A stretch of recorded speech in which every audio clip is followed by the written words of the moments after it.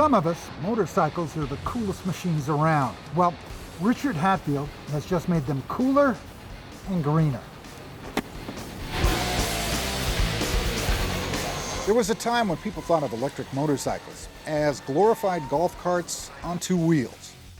Well, those days are long gone, and to prove the point, engineer Richard Hatfield has designed an electric-powered bike using lithium batteries that shattered the land speed record at the Bonneville Salt Flats, hitting a speed of 218 miles per hour.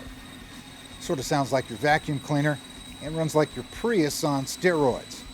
As if your Prius only had two tires and hit 218 flat out.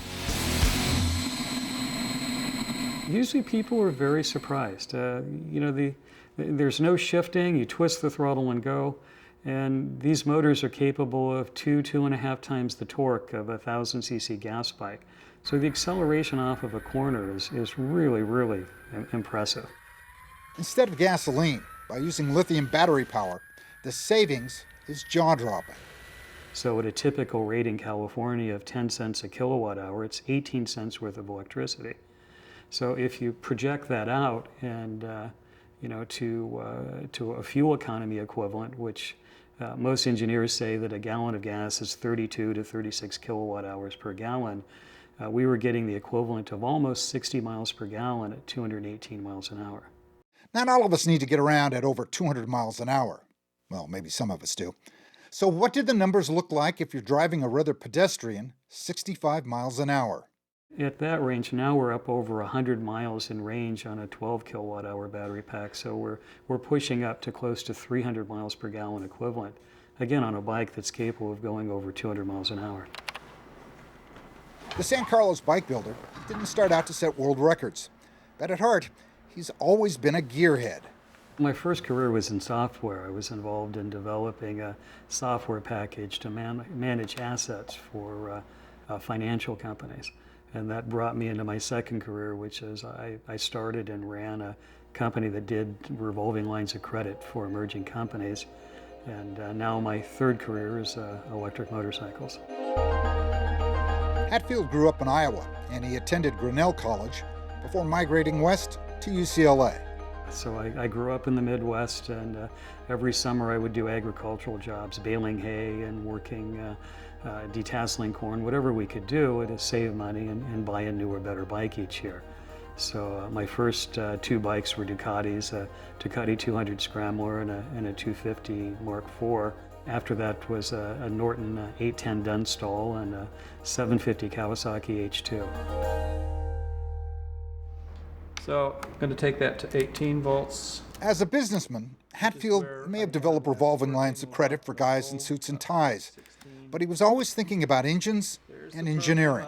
One of the big challenges on an electric motorcycle is getting the weight down to the same weight as a gas bike and packaging a lot of components in the area of a motorcycle. So our solution has been to make most of the components serve multiple functions. The motor is also the main stressed element of the frame. The swing arm connects to the center of the motor. The battery pack has a stress skin which carries the loads from the front fork into the motor. The secret sauce in these machines is the chef, and Hatfield has come up with his own design for the motors. This is one of our motor cases. The shock absorber mounts from the top. The swing arm mounts off of the side on bearings. The oil sump in the bottom is connected to the oil-air heat exchanger. And the oil cooling is really one of the key components in having high power settings for high periods of time. It's as simple as plugging it in, charging it up, and taking off.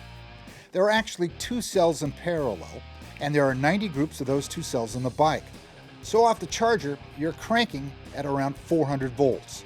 The batteries have an incredible amount of performance, and all the other links in the chain also can support this. So actually the batteries at this point will make 2 to 3 times the power that we're currently making with the bike. So we can see in the next year that it's possible to build these bikes with 400 horsepower.